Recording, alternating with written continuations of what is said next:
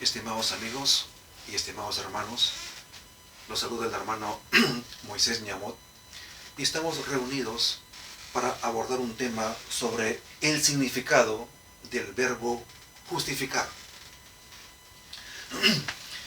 En la Biblia, el verbo justificar significa dos cosas: ser juzgado o ser reconocido como justo. Yo quisiera leer en Romanos capítulo 3, versículo 4, si me acompañan. Dice así: de ninguna manera, antes bien, sea Dios veraz y todo hombre mentiroso, como está escrito, para que seas justificado en tus palabras y venzas cuando fueres juzgado. Para que venzas o para que ganes cuando seas juzgado. Vas a ser justificado en tus palabras. También en Salmos capítulo 51, si fueran tan amables, voy a leer el versículo 4. Contra ti solo he pecado, y he hecho lo malo delante de tus ojos, para que seas reconocido justo en tu palabra y tenido por puro en tu juicio. Para que seas reconocido justo en tu palabra.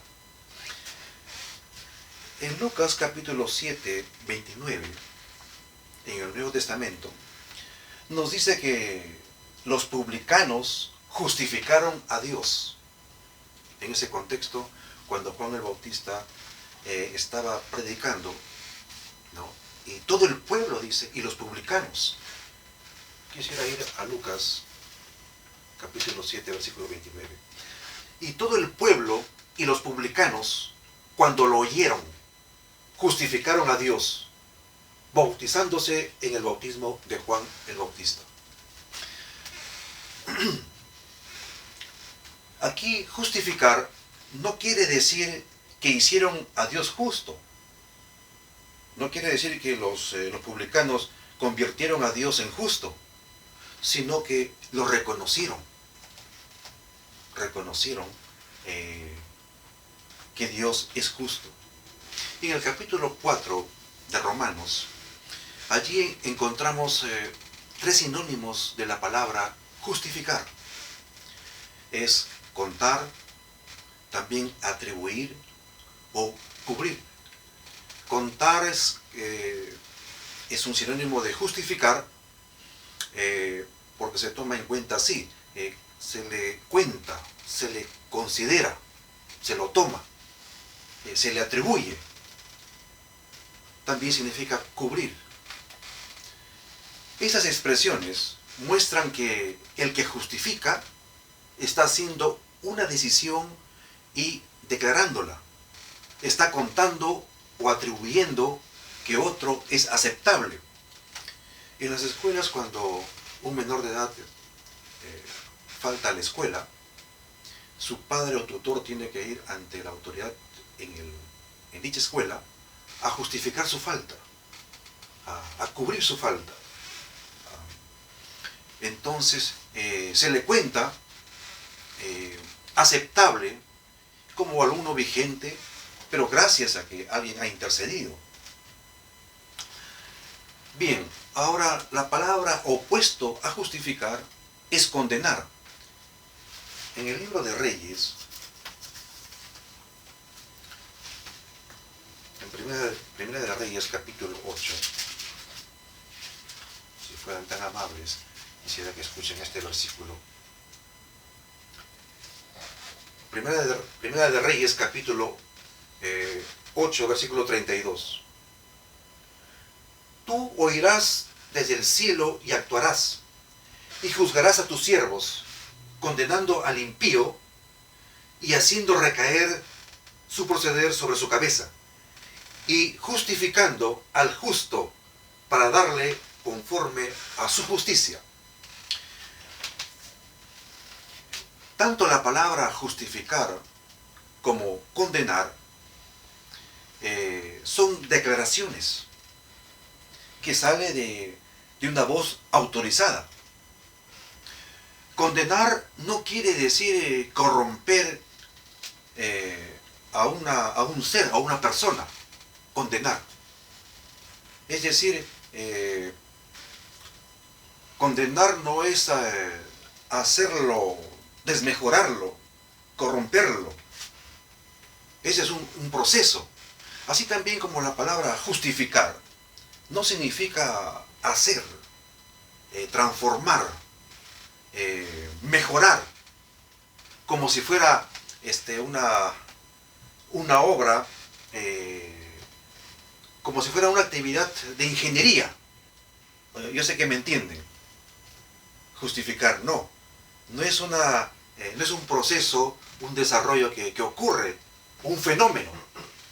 Sino, no tiene que ver con esta técnica. Tiene que ver con el derecho. Es una palabra legal que es una declaración. Justificar. Declarar inocente. Y su antónimo es condenar. No es que tampoco se va a corromper el ser o la persona. Simplemente eso le corresponde a la pronunciación de un juez. Así cuando un juez toma el martillo, ¿no? y condena a una persona.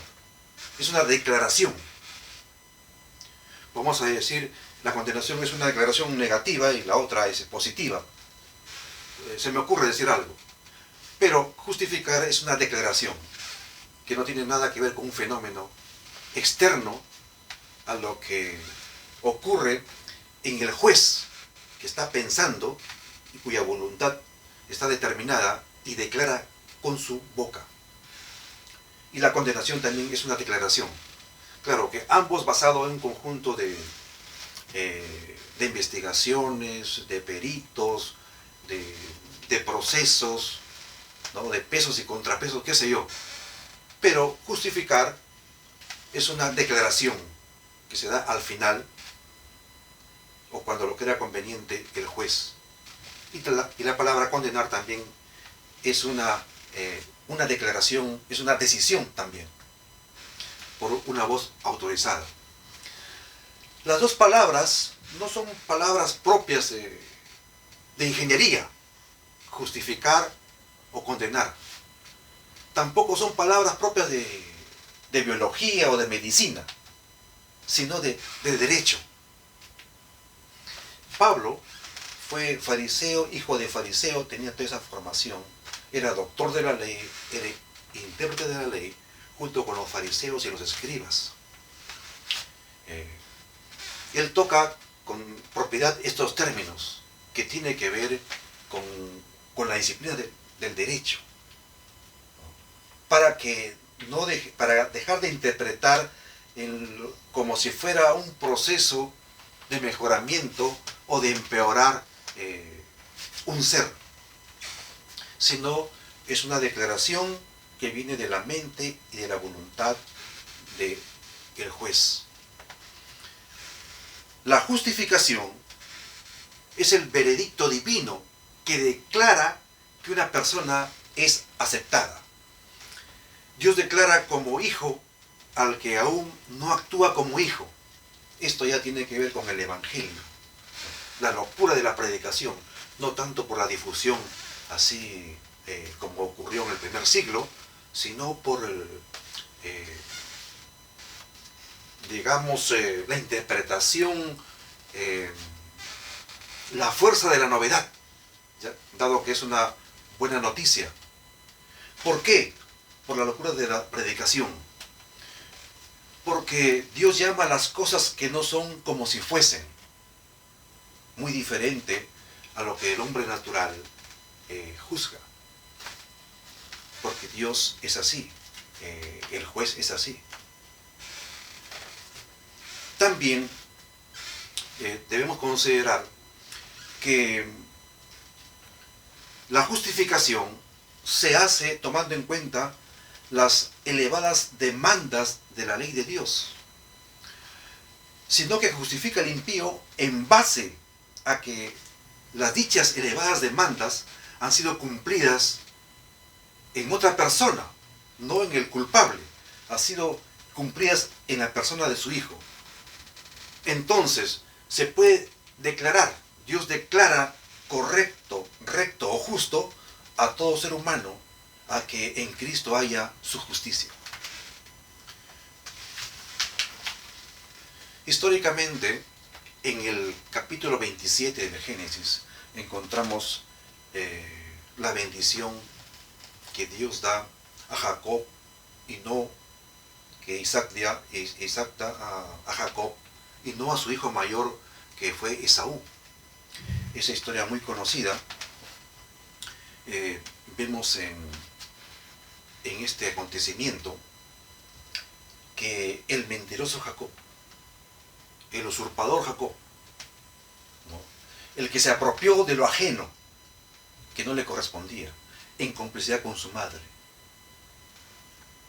La Biblia, cuando tiene que decir la verdad, no lo piensa dos veces y lo dice así, tal como es. Porque a veces, por eso que no es aceptable muchas veces para muchos, o no es entendible. Pero así dice la historia. Jacob amaba la bendición. Lo que el capítulo describe, que Esaú no lo tomaba en cuenta como una bendición, no le daba la importancia que se merecía. Entonces él se viste con la ropa de su hermana mayor, con las ropas de Esaú. Era tan velludo Esaú que y lampiño, dice la Biblia, que era Jacob. Entonces se puso unas pieles, ¿no?, una ropa, la ropa de su hermano. Entonces el cieguito, ya ciego Isaac, ¿no?, pero era debido a su edad. Este anciano todavía era lúcido, era inteligente, tenía voluntad, sabía hablar muy bien, pero no veía. Algunos expertos en la materia dicen que aquel que pierde la visión se le potencia las demás facultades, los demás sentidos. Este perdió la vista, pero era lúcido, era inteligente. Isaac, él se daba cuenta perfectamente lo que iba a declarar, lo que iba a hacer.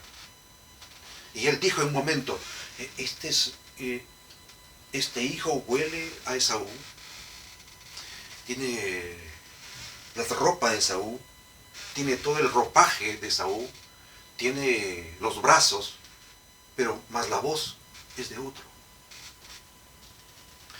Esto quiere decir que ante Dios nosotros nos presentamos para ser aceptos en la persona de Cristo, vistiéndonos con su justicia, con su ropa, con su traje, pero la voz es de otro. Nosotros tenemos que declarar con nuestro propio corazón y con nuestros propios labios que Cristo es nuestra justicia. Entonces, su padre Isaac dio la bendición del primogénito, pero Jacob lo recibió no porque era el primogénito, sino porque vino en el nombre del primogénito. Entonces dio la bendición a Isaac. Dice la historia que después vino Esaú, se enfadó de tal manera, pero Isaac contestó, ya lo bendije y está bendito. Esa fue la seriedad de la bendición que pronunció Isaac. Entonces, aquí se muestra que nosotros somos salvos, somos aceptos por apropiarnos de algo ajeno, por apropiarnos de la justicia de otro, del cumplimiento de otro, de Jesucristo. Jesucristo nos muestra, nos presenta a nosotros ante la ley como cumplidores, pero lo cumplimos en la persona de Cristo. Es una declaración, así como Isaac dio. Ya lo bendije a Esaú y es bendito. En Efesios sigue narrando el apóstol Pablo, en Efesios 1:6 dice que somos aceptos en el amado. Así es, mis hermanos. Así es, mis estimados amigos. Somos aceptos en Jesucristo. Él es el camino, la verdad y la vida. Según la Biblia, nosotros recibimos la bendición gracias a que otro se presenta. Es Jesucristo. En cierta oportunidad, ya en el Nuevo Testamento, se narra así. Un paralítico fue llevado a Cristo por 4 amigos. Estoy basándome ahora en Marcos capítulo 2, del versículo 4 hasta el 12. Tomemos atención. No voy a leer todo. Estos amigos llevaron a un paralítico completamente inútil, que no podía caminar. Y estos hicieron algo, ¿no? Hicieron un hueco en el techo donde se encontraba, en la casa donde se encontraba Jesús, porque en Marcos capítulo 2 narra de que ellos fueron por la puerta primero y la muchedumbre impedía que alguna persona entre a esa casa. Ellos eran 4 y el paralítico con él eran 5 y no podían entrar. Entonces ellos se salieron, digamos, de las reglas, porque es así. Entonces hicieron un hoyo en el techo y lo bajaron a Jesucristo. Lo bajaron ante Jesucristo al paralítico, con el ánimo de que Jesucristo lo sane. Entonces Jesucristo dijo esto. Al ver Jesús la fe de ellos, dijo al paralítico, tus pecados te son perdonados. Aquí Jesucristo cambia el tema, porque los amigos lo traían para que éste fuese sanado, porque sabía que el rabí de Galilea, Jesucristo, sanaba enfermos. Él quería que este amigo, el paralítico, salga completamente sano, ¿no? Pero Jesucristo deja el tema de la salud y toca el tema de la teología, de la salvación. Y dice, al ver la fe de ellos, le dijo, tus pecados te son perdonados. Primero, antes de la salud, porque sabemos también que Dios lo hace, como lo hizo en esta oportunidad, es tocar el tema de la salvación. Al ver Jesús la fe de ellos, dijo, tus pecados te son perdonados. Y ahí había algunos escribas, dice este capítulo. El escriba era intérprete de la ley, doctor de la ley, muy conocedor de la Torá que había escrito Moisés. Y dijeron así, ¿por qué habla este así, refiriéndose a Jesucristo? Blasfemias dice, ¿quién puede perdonar pecados si no solo Dios? Y eso es cierto. Estos sabían que solo Dios puede perdonar pecados. Entonces, como Jesús lee la mente de los hombres y lee los corazones, dice la Escritura que Jesús sabía lo que pensaban y les dijo, pues para que sepáis que el Hijo del Hombre tiene potestad en la tierra para perdonar pecados, dijo al paralítico, a ti te digo, levántate, toma tu lecho y vete a tu casa. Entonces, él revela aquí, en el tema antes de la salud, revela la verdad de la salvación, que Él puede perdonar pecados. Era el Hijo del Hombre, era el Hijo de Dios, era Emmanuel, Dios con nosotros, que por mucho tiempo Israel esperaba. Él estaba ahí en persona. Para que vean, dijo, que Él tiene poder. No hizo no se fue, digamos, a lo que muchos esperan acá en esta época, los shows de sanidad. Dios lo va a sanar. Dios, Jesucristo, para que vean, no dijo lo voy a sanar, para que vean que el Hijo de Dios, que el Hijo del Hombre tiene potestad para perdonar pecados, le dijo, levántate, toma tu lecho y vete a tu casa. Entonces él se levantó enseguida, tomando su lecho, su camilla, salió delante de todos, de manera que todos se asombraron y glorificaron a Dios, diciendo, nunca hemos visto tal cosa. Estimados amigos, lo que ellos esperaban y lo que esperamos siempre, un favor de Dios en esta tierra, de algo muy útil, que es la sanidad, tener buena salud. Pero Jesucristo se preocupó primero por la salvación del alma. Y una vez hecho eso, la bendición de sanidad viene. De ahí que el tema de la salvación está por encima de la reforma pro salud. Es algo secundario que viene.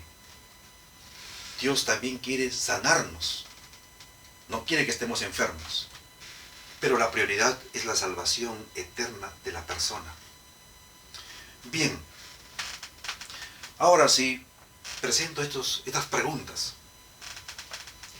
para redondear el tema sobre el término justificar, que significa absolver, y es una declaración que tiene que ver con el derecho. Es justificar,